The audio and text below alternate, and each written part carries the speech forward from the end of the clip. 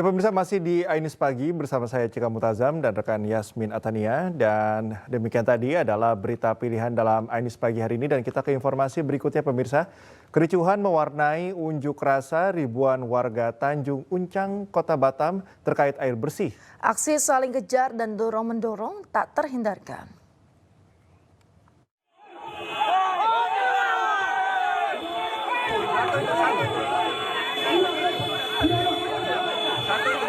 Bentrok antara warga dengan tim pengaman perusahaan di kawasan Tanjung Uncang, Batam nyaris ricuh. Kericuhan diduga warga yang hendak melakukan aksi unjuk rasa di halaman kantor BP Batam. Namun sebelum menuju kantor BP Batam, massa melakukan aksi sweeping pada pekerja perusahaan industri galangan kapal. Aksi saling kejar dan saling dorong tidak berlangsung lama. Warga Tanjung Uncang ini terkait persoalan air bersih yang tak kunjung diselesaikan pihak BP Batam. Tahun 2022 sudah pernah Bapak Bapak Dirut ABH, Pak Mujiaman, dan juga perwakilan BP Batam sudah membuat surat pernyataan secara sah, bahkan di materai, tapi itu diingkari, katanya air bakal hidup, tetapi sampai sekarang airnya tidak hidup, Bapak. Dia bilang 2 jam setelah air nggak hidup sudah berapa tahun, Pak? Sudah 10 tahun, Bapak. Untuk mengalirkan air pada malam hari sementara yang sudah kita untuk mengalirkan air ke Tanjung Uncang Jaya, dan itu sudah 3 malam ini kita belum bisa mencapai di blok C, blok D, dan beberapa blok lainnya. Aksi unjuk rasa ini juga dikawal ketat oleh personil kepolisian dari Polresta Barelang serta Ditpam BP Batam. Dari Batam, Kepulauan Riau, Gusti Yenosa, Ayus melapor. Pemirsa, Bjorka, peretas yang sempat membuat geger Indonesia beberapa tahun lalu kembali beraksi. Kali ini diduga sebanyak 6 juta data NPWP diperjualbelikan.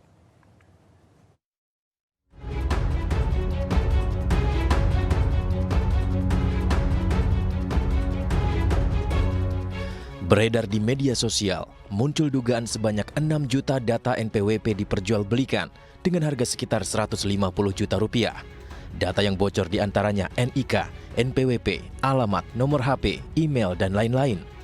Pelakunya diduga adalah Bjorka, peretas. Bahkan diduga NPWP milik Presiden Joko Widodo, Gibran, Kaesang, Menkominfo, Sri Mulyani, dan menteri-menteri lain juga dibocorkan di sampel yang diberikan oleh pelaku.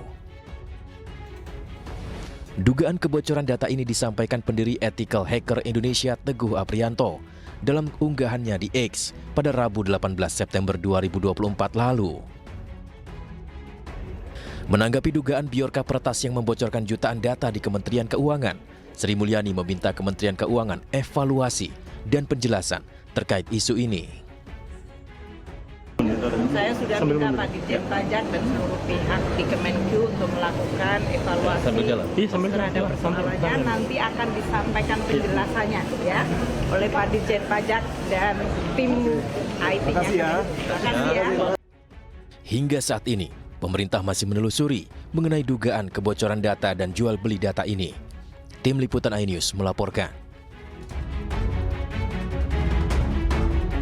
Sementara itu pemirsa, menanggapi dugaan kebocoran data NPWP, Presiden Joko Widodo memerintahkan Kominfo dan juga Kementerian Keuangan untuk melakukan tindakan pencegahan. Presiden Jokowi juga menyatakan kebocoran data pemerintah bisa terjadi karena sejumlah faktor. Perintahkan Kominfo maupun Kementerian Keuangan untuk memitigasi secepatnya, termasuk BSSN untuk memitigasi secepatnya, dan peristiwa seperti ini kan juga terjadi di negara-negara lain yang ya semua data itu mungkin karena keteledoran password bisa terjadi, atau karena Pemirsa, seorang marbot masjid dari kontingen Sulawesi Tengah berhasil menyabet medali emas cabang olahraga gateball nomor tunggal putra di PON Aceh Sumut ke-21. Pemirsa, atlet skateboard Rahmat Dimas keluar sebagai juara usai mengalahkan Clinton Soeharto, kontingen asal Bali dengan total selisih 22 poin. Di babak pertama pemirsa, Rahmat Dimas unggul dengan skor 22-11. Dari babak kedua semakin tak terbendung menang 21-10. Atas prestasinya tersebut, Rahmat Dimas yang berprofesi sebagai marbot masjid diganjar hadiah umroh dari Ketua Kontingen PON Sulawesi Tengah.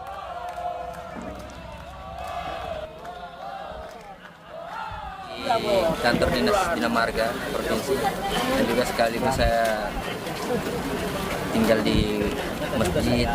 Saya di Palu, nggak punya rumah, saya bisa dibilang marbot.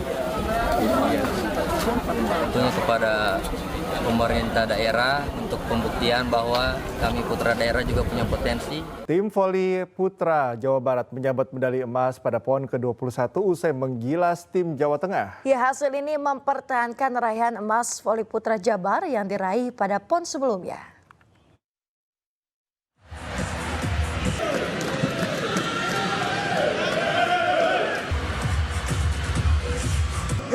Tim voli putra Jawa Barat menyabet medali emas pada PON ke-21 usai menggilas tim Jawa Tengah.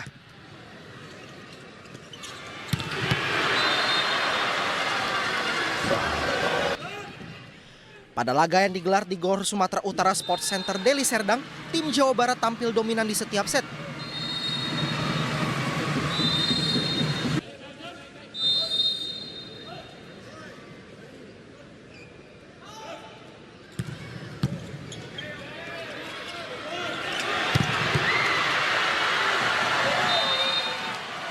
Alhasil, tim Jabar mampu menang 3 set langsung. Jawa Barat dengan angka 25-22. Skor sementara 2-0 untuk Jawa Barat. Jawa Barat menang dengan skor akhir 25-18, 25-22, dan 25-13.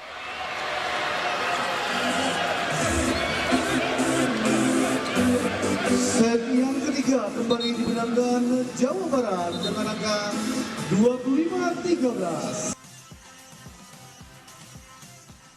Ini jadi medali emas kedua secara beruntun bagi tim Jawa Barat setelah sebelumnya pada PON ke-20 Papua 2021 mereka juga meraih medali emas di voli putra. Untuk yang kami hormati Menteri Pemuda dan Olahraga, Mas Menteri, Mas Dito, kami mengundang untuk foto bersama.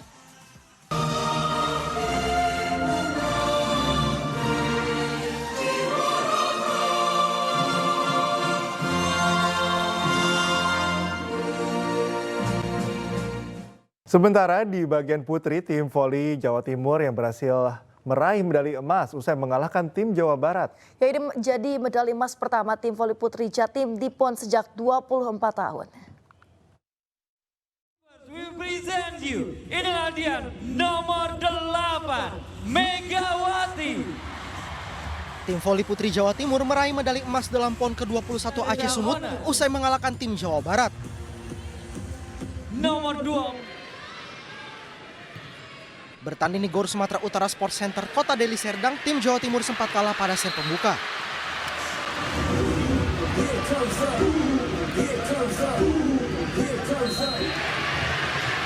Namun Jawa Timur yang diperkuat Megawati Hangestri mampu membalikan keadaan pada 3 set berikutnya.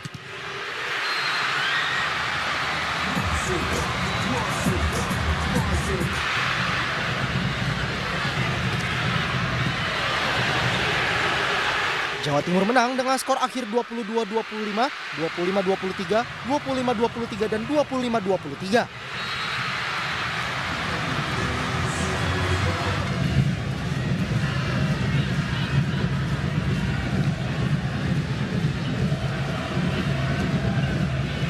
Dengan hasil ini, Jawa Timur menghancurkan dominasi tim voli putri Jawa Barat yang sebelumnya meraih 3 medali emas secara beruntun pada PON ke-18 pada 2012, PON ke-19 pada tahun 2016, dan PON ke-20 pada tahun 2021.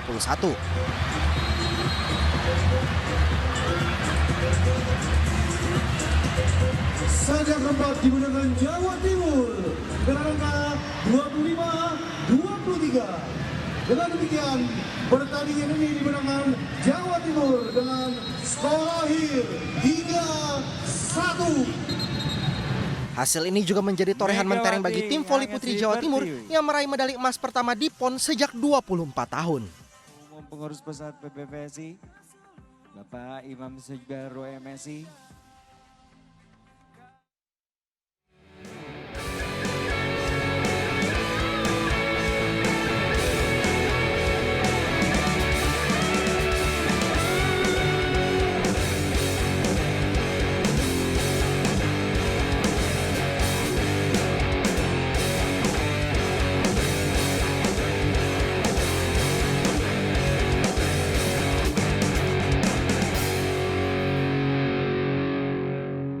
Kita ke informasi selanjutnya pemirsa, setelah absen selama 28 tahun, atraksi aerobatik Bali Airshow 2024 kembali berlangsung di Badung, Bali. Ajang ini sekaligus menjadi momentum peningkatan sektor kedirgantaraan dan pertahanan Indonesia.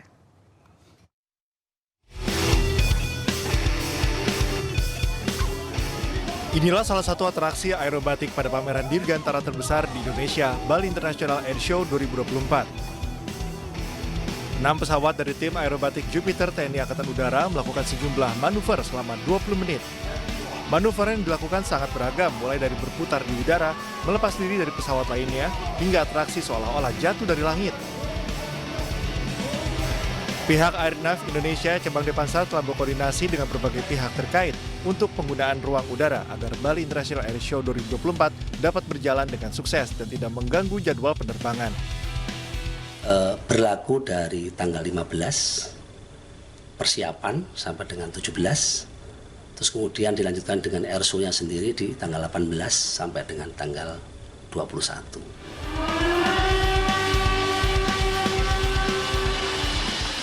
Bali International Airshow 2024 dibuka oleh Menteri Koordinator Bidang Kemaritiman dan Investasi Luhut Binsar Panjaitan. Penyelenggaraan kembali event ini setelah absen selama 28 tahun sekaligus menjadi simbol keterbukaan Indonesia pada dunia serta bertujuan untuk meningkatkan sektor kedirgantaraan dan pertahanan Indonesia ke tingkat yang lebih tinggi. Kenapa kita buat sekarang? Ya kita pengen Indonesia itu yang masuk dalam peta industri pesawat terbang. Dan kita rancang ini hampir 2 tahun yang lalu. Tapi kita nggak duga juga begini cepat responsif. Ini sebenarnya karena mereka melihat masa depan Indonesia bagus. Event ini juga mempertemukan para pemimpin kedirgantaraan global termasuk di bidang pertahanan, pakar industri dan inovator untuk memamerkan kemajuan terbaru dalam teknologi penerbangan, sistem pertahanan militer, dan solusi kedirgantaraan yang berkelanjutan. Dari Badung, Bali, Bagus Alit, iNews melaporkan.